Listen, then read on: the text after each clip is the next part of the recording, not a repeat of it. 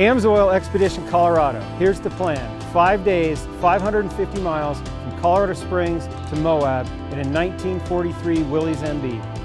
We're looking for adventure close to home. Rewinding time and being in this Jeep, definitely more challenging than in some of these more modern vehicles. And we're out here, regardless of how you're doing it, you're seeing things that people haven't seen and experiencing the way that things were 100 years ago. This is how people got across Colorado on these mountain passes that we're doing. That was the only way. It's gonna be an adventure and we're gonna give it a shot.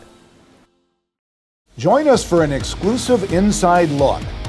Connect with racers, gearheads, and others pursuing their passions. Welcome to the AMSOIL Signature Series.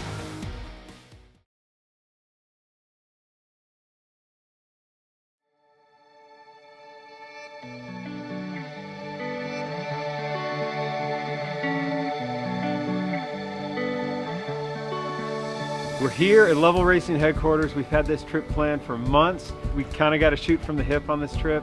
Got a beautiful Colorado morning ahead of us here. We're taking off from downtown Colorado Springs. We're running through the Front Range up to Cripple Creek, taking some roads I've never seen from there, down into some pretty remote parts of Colorado.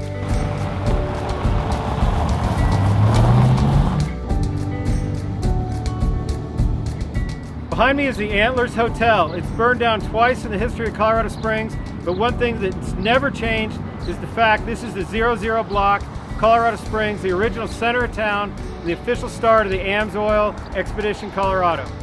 This really is going back to our roots, and I feel that this is how we got into racing, this is how we got into rock crawling, Baja, and it's what we'll be doing after we're done with all that stuff. So we're gonna head out. We've got 550 miles between us and Moab, Utah, which is our destination. We've got some high mountain passes I grew up on. I'm really excited to get back out there and see them because a number of them I haven't been on in years. See some parts of Colorado that I've never seen before. Get up in the high mountains, head for the desert, and get down to Moab and see some slick rock.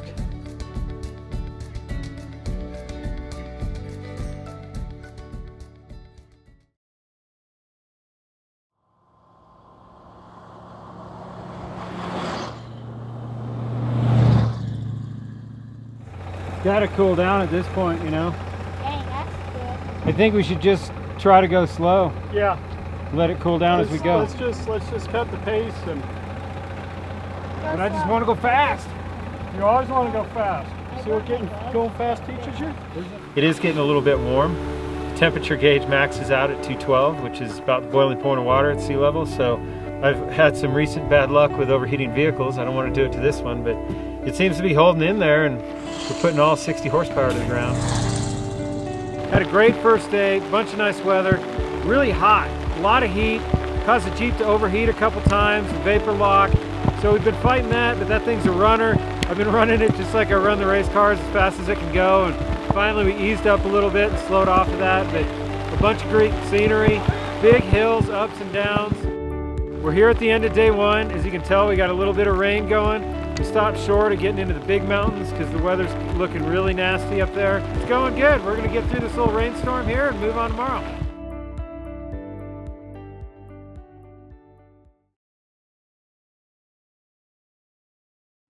We're at the start of day 2 of the AMSOIL Expedition Colorado, and today it gets a lot more serious.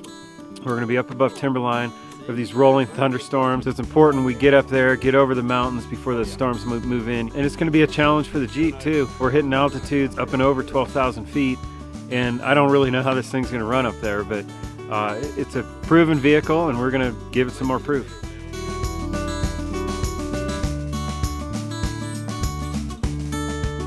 We're here in the historic mining town of St. Elmo, which is right below the Continental Divide. This town served all the mines where they were pulling gold ore out up above timberline here. Is a really harsh environment back in the late 1800s. So we're going to go up and see some of those mines and take Hancock Pass right up and over the Continental Divide.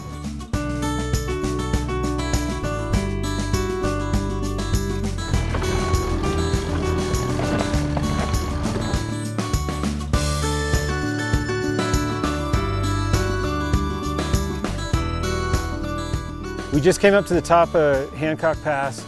We're on the Continental Divide, and I tell you, this is one of the points that had me a little bit worried. You know, it's definitely a milestone for this. We're 12,140 feet. It's not the highest point we're going to get to, but again, at least, you know, we're getting up into that realm. I've been friends with the Lovells for probably 10 years now.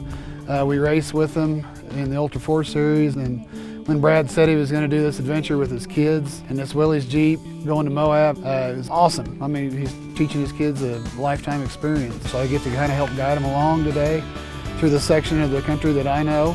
Adventures like this are so important, especially with the kids. We're seeing a part of the world that most people don't ever see. They see this thing at 30, 40,000 in a jet going over. They see it from the highway, they think they've been to Colorado and they've seen the beauty of it. Being here and just experiencing it is just something that the average person doesn't get to see.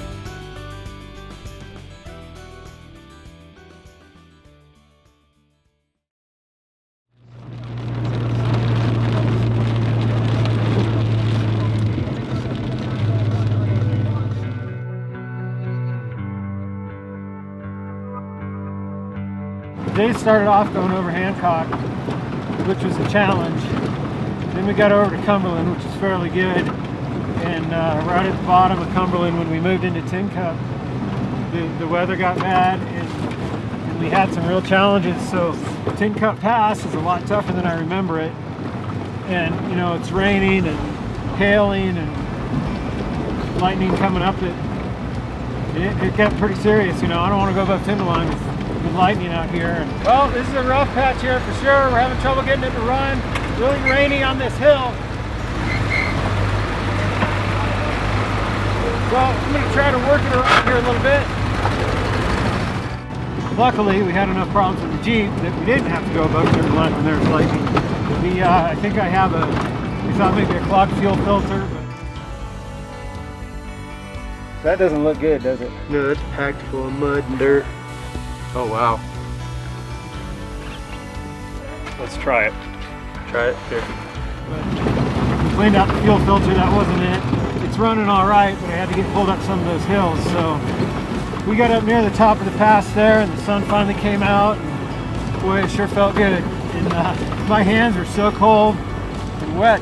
You know, there wasn't too much to do. So we're getting down in lower elevation now. We'll have a look at the Jeep. Move on, but this is the adventure we wanted.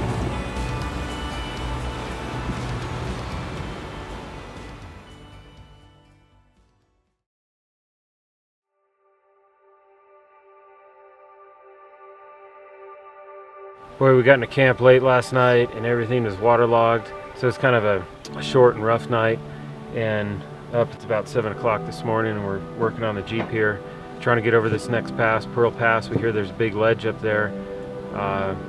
And then we'll work our way down into Crest Butte. So just got to get this thing together.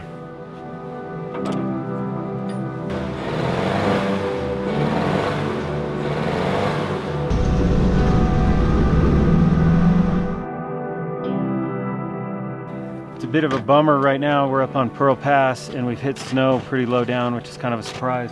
We have a little drift up here that we could get by, but I hiked up half a mile or so and it's impassable. So this is really the one that we needed to make this thing happen. So instead we're going to have to go down through Aspen and take some county roads, and we'll get back out and get on our route. But we're looking at probably a 50-mile detour here. So it's kind of a bummer, but you know, we couldn't be surrounded by a better place.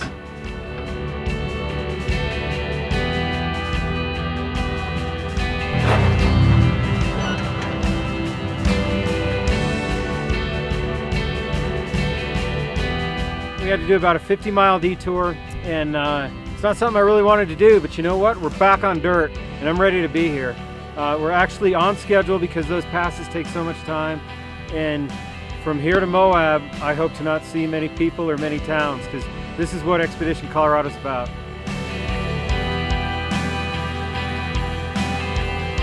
So why are we driving a 43 Willys MB across Colorado? It feels like all we do is rush, rush, rush. And I want to do it to experience Colorado, to see Colorado and all its beauty in the summer, to show my boys what it's like going camping and slowing down, because the world didn't used to be that way. It didn't used to be that way 20 years ago, that you could get different places so conveniently. And I think we're adding a real sense of adventure, and we're seeing a different side of Colorado because we're slowing down and we're having to earn every bit of it.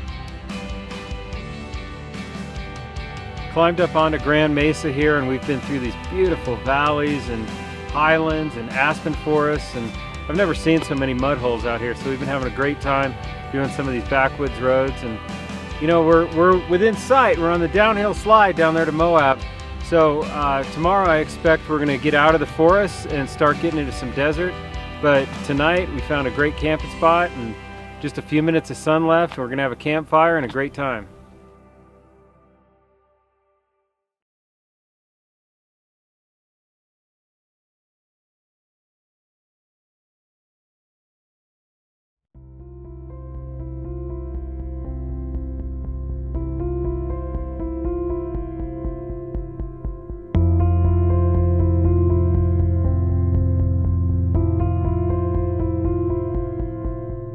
We're kind of at our first stop for day 4. We're still up on Grand Mesa here, and it is absolutely beautiful. There's wildflowers everywhere, meadows. It's a little after 10:30, and you know, we should have been here yesterday, and because of the go around and everything, we're just getting here now. So there's no doubt in my mind we're earning every one of the 500 miles I thought we were going to do off-road, but it looks like it's going to be about a 600-mile trip.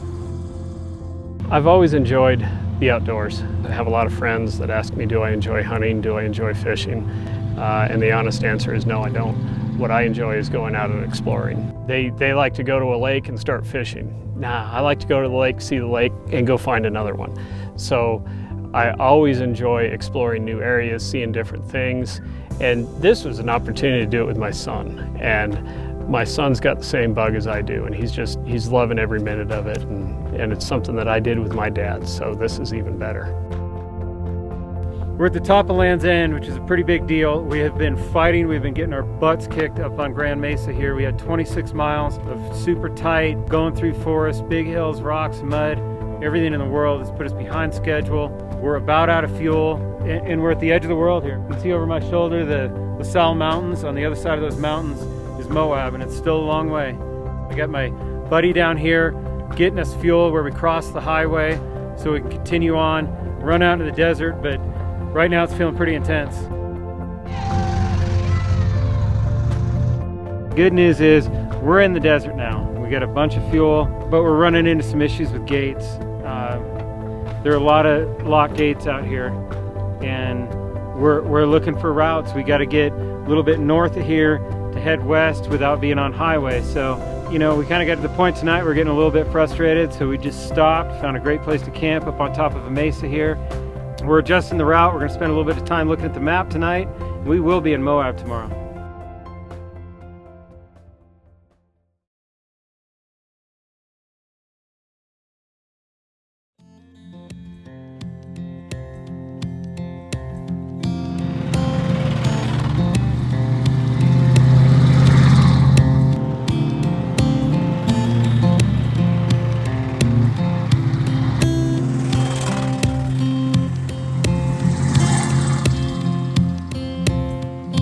Day 5 of the AMSOIL Expedition Colorado. We just passed a sign back here that said Moab with an arrow pointing this way, so that makes us feel pretty good. The Jeep, pretty sure we got a blown head gasket. We're taking a little break now because it's hot. I think it's gonna make it to Moab. I don't know if it would make it going back the other way, but you know, that's what we're out here to do, is push the limit and find the edge of this stuff. So we just climbed up this gorgeous canyon and on top of the plateau, and so we're gonna go around the San Juan Mountains and then cut right down into Moab. Exploring to me is just taking what you have and getting out there and finding something new. It doesn't matter what you have. You don't have to have a super capable vehicle to go out. Just take what you have and get out there.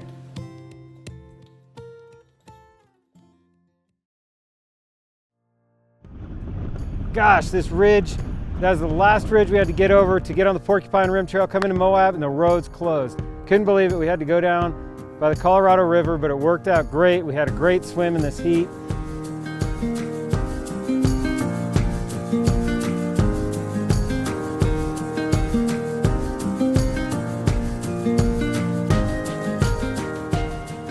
We made it, guys. We made it to Moab, Utah. We wanted to end this trip right here on Hell's Revenge. We came here for the red rock and the trails. Really couldn't be more excited. It was a huge challenge with this Jeep. You know, all in all, we made it. Stoked to be here.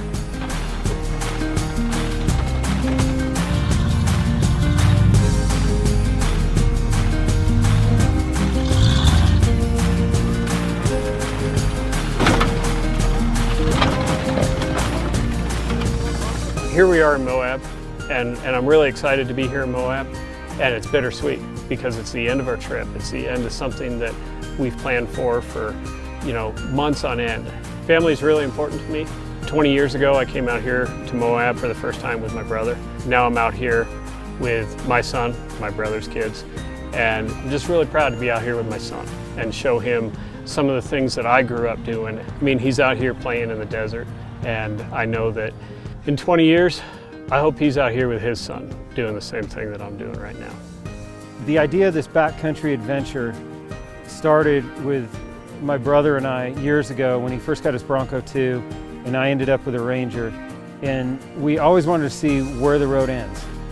We saw stuff in Colorado that we've never seen before, that I never knew that was out there. The beauty, the sheer ruggedness.